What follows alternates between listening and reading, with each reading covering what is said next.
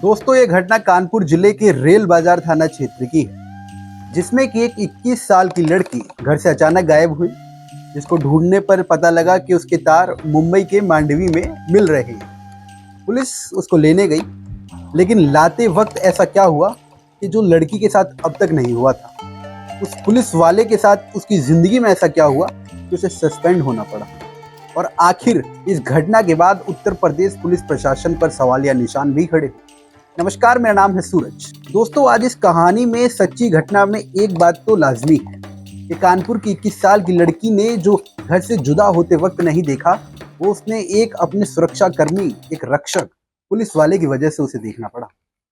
आइए किस्से पर आते हैं। ये किस्सा कानपुर जिले के रेल बाजार थाना इलाके के फैदफुलगंज का है, जहां पर एक विधवा औरत अपने 3 लड़के और 2 बेटियों के साथ रहती थी। अचानक छोटी बेटी, जिसकी उम्र 21 साल है, वो घर से गायब हो गई, यानी कि लापता हो गई। अब एक जवान लड़की जब घर से गायब होती है तो घर वालों के मन में काफी तरह के सवाल उठते हैं, विचित्र विचित्र ख्याल आते हैं। तो उसी तरह ये इनके बेटे और ये जाकर थाने में तहरीर देते हैं, अपनी शिकायत दर्ज कराते हैं। तो पहले पुलिस वाले इस पर कुछ गंभीर प्रतिक्रिया नहीं करते, लेकिन जब बार बार दबाव बनाया जाता है, जवान लड़की का हवाला दिया जाता है, तो रेल बाजार थाना के पुलिसकर्मी ये मामला फैजफुलगंज के चौकी इंचार्ज गजेंद्र सिंह को सौंप देते हैं। गजेंद्र सिंह और 2 महिला कांस्टेबल और एक लड़की का भाई, अब इनकी एक टीम गठित होती है। ये टीम गठित होती है मुंबई के मांडवी जाने के लिए। पुलिस जब लोकेशन को ट्रैक करती है, जब उसके सारे फोन कॉल्स को खंगाला जाता है, तो पता लगता है कि ये लोकेशन मुंबई के मांडवी से है इस वक्त। तो टीम गठित होती है, 5 से 6 लोगों की टीम पुलिस जीप लेकर निकल पड़ते हैं मुंबई के मांडवी की तरफ।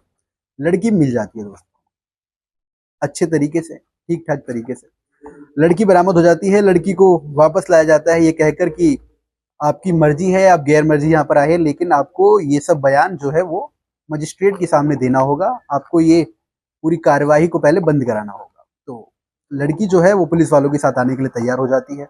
लगभग 1200 किलोमीटर का ये सफर मांडवी से रेल बाजार तक का। ये सफर शुरू तो शायद आम घटनाओं की तरह ही होता है दोस्तों, बिल्कुल आम, जैसे एक पुलिसकर्मी या फिर कोई भी आम आदमी अपनी जीप से घर की ओर रवाना होता है। लेकिन उस 1100 किलोमीटर में 150 किलोमीटर बाद नासिक आता है। नासिक पर पुलिसकर्मी जो है वो लड़की के भाई को उतार देता है। लड़की का भाई सहमते हुए पूछता है कि आखिर बीच बाजार मुझे क्यों उतारा जा रहा है। तो पुलिसकर्मी कहता है कि, यानी कि गजेंद्र सिंह कहता है कि अभी हमें एक लड़की को और बरामद करना है, तो हमारी कार्रवाई लंबी चलेगी, तुम रेल द्वारा होते हुए अपने घर रेल बाजार थाना चले जाओ। लड़का मना करता है, कहता है कि मेरी बहन बैठी हुई है, सर मुझे भी ले जाएं। लेकिन अब दरोगा, एक रसूखदार पद, उसके सामने एक आम आदमी की कहाँ चलने वाली। जो जीप में मौजूद पुलिसकर्मी थे, उनको भी इस बात पर शक था कि दरोगा की नजर गाड़ी में घुसते ही, पहली नजर से ही तिरछी नजर उस लड़की के ऊपर गलत तरीके से थी। वो लगातार उसको देख रहा था, वो लगातार आपत्तिजनक इशारे कर रहा था। लेकिन इसके बाद जब लड़के को उतार दिया जाता है, तो वो अपने मंसूबों में काफी हद तक कामयाब हो जाता है। उसके बाद वो लड़की के पास बैठकर उसे गलत टच करता है, बैड टच करता है, उसके साथ गंदी गंदी बातें करता है, अश्लील बातें करता है, उसको अपनी उन बातों में फंसाने की कोशिश करता है जिन मंसूबों के साथ उसने उसके भाई को बीच रास्ते में नासिक में उतार दिया था। अब जो पुलिसकर्मी होते हैं वो भी उसका विरोध दोस्तों नहीं कर पाते।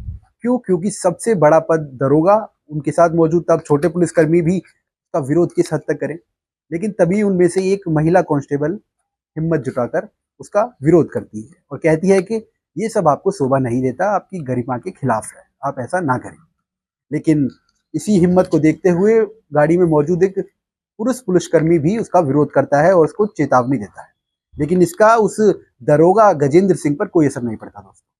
वो लगातार अपने मंसूबों को अंजाम देता है, लड़की को बैड टच करता है, उसके साथ अश्लील बातें करता है और उसको कहीं ना कहीं सेड्यूस करने की कोशिश करता है।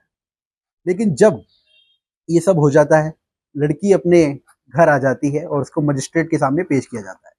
मजिस्ट्रेट के सामने जब उस लड़की को पेश किया जाता है, तो वो कबूलती है कि इलाके के एक लड़के के साथ उसका प्रेम प्रसंग था और वो उसके साथ ही विवाह करना चाहती है और उसके साथ ही वो मुंबई के मांडवी क्षेत्र में रहने गई थी, क्योंकि परिवार वाले शायद यहाँ पर नहीं मान रहे थे। तो दोस्तों, जब उसने ये सब कबूल कर लिया, तो कहीं ना कहीं भारतीय कानून के अंतर्गत 21 साल की लड़की अपने कबूलनामे के तहत अपनी मनमर्जी से किसी के भी साथ रह सकती। तो ये कार्यवाही तो वहीं रुक गई। उस लड़के को उसकी कस्टडी दे दी गई और कह दिया गया कि आप इनके साथ रह सकते हैं।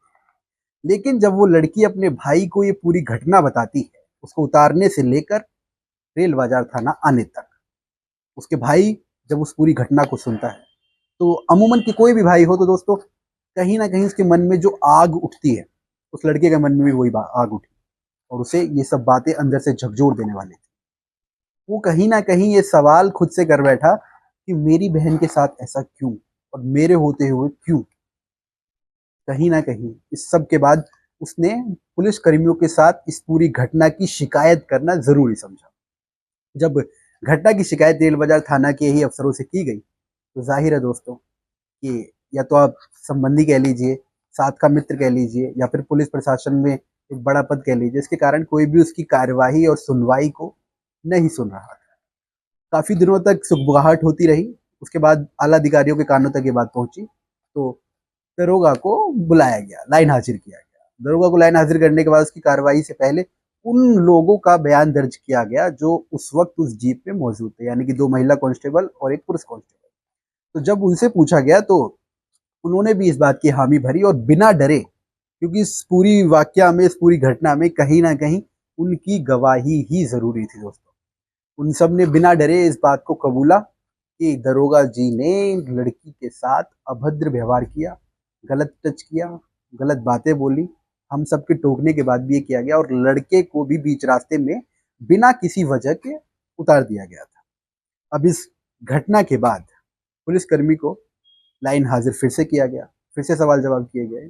खैर पुलिसकर्मी और दरोगा ने तो अपनी बातों को माना नहीं, लेकिन इस घटना के बाद पुलिसकर्मी की वाइफ, यानी कि दरोगा गजेंद्र सिंह की जो वाइफ थी, वो भी दोस्तों खुलकर सामने आई और उसने बताया कि जो ये दरोगा मेरा पति है, इसकी मेरे से शादी पिछली साल 2023 में हुई थी, लेकिन ये लगातार दूसरी महिलाओं के साथ चाल चलन में रहता है, दूसरी महिलाओं को परेशान करता है, उनसे बातें करता है।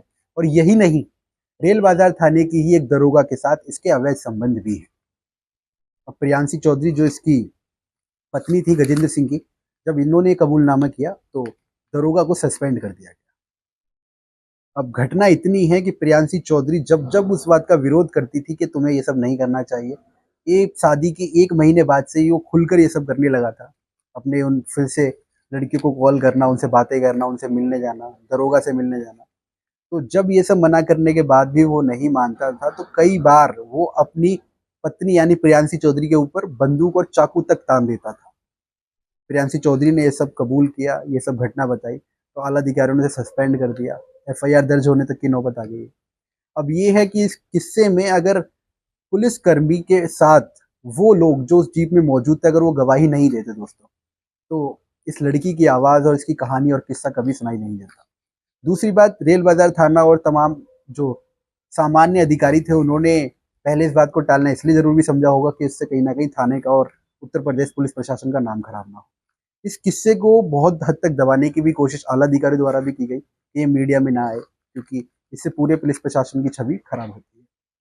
अब इस किस्से में जानना ये है कि पुलिस प्रशासन और दरोगा जो वर्दीधारी लोग हैं, जो बहन बेटियों की इज्जत और आबरू के लिए लड़ने और मर मिटने तक के लिए तैयार होते हैं, वो अगर इस तरह की घटनाओं को अंजाम देंगे, वो इस तरह से लड़कियों से बातचीत कर कर उन्हें परेशान किया करेंगे, तो दोस्तों एक आम आदमी, एक आम महिला क्या थाने में जाने के लायक रहेगी? क्या वो थाने में जाकर अपनी शिकायत जो है वो दर्ज करवाने के लायक किसी तरीके से रहेगी? बिल्कुल भी नहीं। इसी खुलासे के बाद प्रियांशी चौधरी ने अपनी तहरीर दी, एफआईआर चल रही है, केस चल रहा है। अब ये तो बाद में घटना में सामने आएगा, खुलासा बाद में होगा कि कहाँ तक गजेंद्र सिंह के तार फैले हुए थे, कहाँ तक ये अधिकारी किन किन महिलाओं को परेशान कर रहा था, और क्या इसी तरह की और भी लड़कियों के साथ गजेंद्र सिंह ने ऐसी घटना को अंजाम दिया था। दोस्तों सवाल आपसे भी है, ऐसे पुलिसकर्मियों के बारे में आप क्या राय रखते हैं?